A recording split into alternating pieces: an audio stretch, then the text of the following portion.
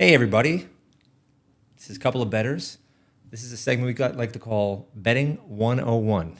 We just wanted to put this together, actually help everybody out there, the beginners out there from betting, everything from casino games to sports betting, just to give you a little bit of inside tips on how to actually place the bets, how it all works.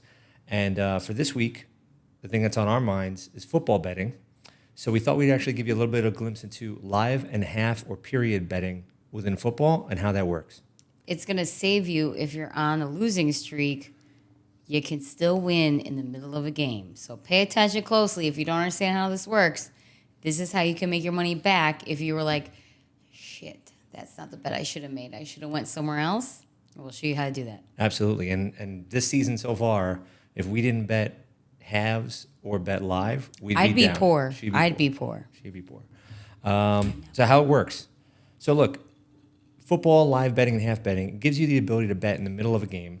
So you could also bet a first half, but generally what we'd like to do is bet on a game from the beginning, the whole game, and then figure out how it's going and adjust our bet in the middle of the game as it's proceeding. So this could be live, so it could be the first quarter, it could be in the middle of the second quarter, or they'll produce new lines at a halftime. I'm going to interrupt you for 1 second. Sure. If the first half is not exactly going our way, we have the second half or these prop bets to try to kind of give our money back, because we're not trying to lose money, we're trying to win money, and that's how we do it. So I just want to clarify. It's like what we tell you is what we actually think is going to happen, but if we're seeing, because the NFL is all over the place, and it happens with basketball as well, we have at least the option of second half chasing what we put up already, or these prop bets of just getting that money back and trying again the next week. Yeah.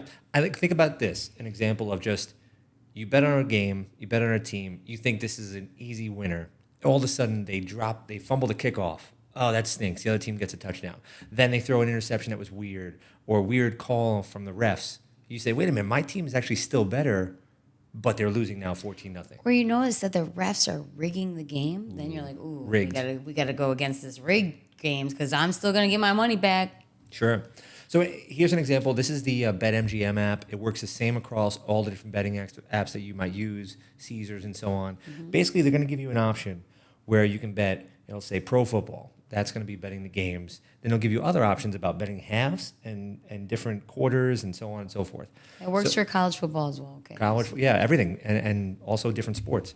So in this example, we have a first half bet. You click on pro first half, and it'll give you the lines the same way it would look for a regular normal bet. So we'll talk a little bit about the second half bets, because I think this is more important for people to understand how the spreads work for the second half, because it's different than a whole game bet. So Christine's going to give you an example, because last week, or this past Sunday, she used a great... Monday. The Monday night game I won game. because of my second half bet. She used a great second half bet to be able to look at it, see what's happening in the game, and actually adjust her bet. So it was Rams versus 49ers. Now, we all know a lot of us put our money on the 49ers. It's not just Josh and I. There were a bunch of us in the world that put our money on the 49ers the weekend before, and they were garbage. So you go, okay, you're going against the Rams. They're a pretty good team. Let's take the Rams. The spread was very small. We all went in on it. I'm watching that first half game like, oh, dear Lord, the 49ers have it. They got a lot of momentum. Rams were not looking good at all. So it was by halftime 6-14. So what I did is the second half spread was -1 on the 49ers, +1 for the Rams. Now he was trying to get this in. For some reason he couldn't get that bet in. And that was Jesus' way of saying, you can't bet this, sir. Take the wheel. Yeah. Jesus, take the wheel. And Jesus told me, you got this, because mine went right through, no problem. By the end of the second half, I had crushed both bets because I put extra money on the second half bet, which covered my first half bet loss. He's going to explain a little bit more on like the numbers end of it. The one thing that's confusing is it's as if the second half starts over again, which is very confusing to me. It's confusing to a lot of people. I'm not a numbers person, but it's also confusing to numbers people. But the second half bet is a good way if you're not doing well or you're doing really well and you think it's going to keep going, you can double up, or you can at least, get your money back. Go ahead and explain. Sure, yeah.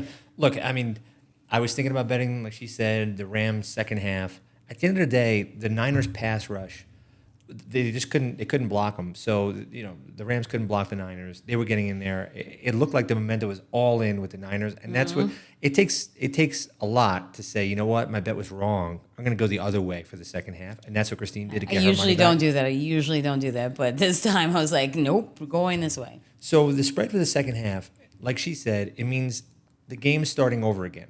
So when they put up a line, which the line here was San Francisco minus 1 point, that means that for the second half, starting at 0-0, even though the score was 14-6, it's starting 0-0. What's the score for the second half going to be?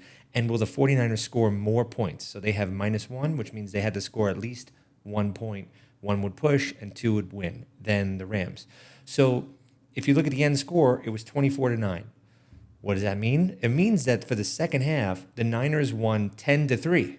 So they actually won by 7 points. Wasn't even close on this one. They only had to win by 1 point, and therefore that Niners bet won the second half bet as well as the full game bet. So as he explained, again for us lay people, 3-10.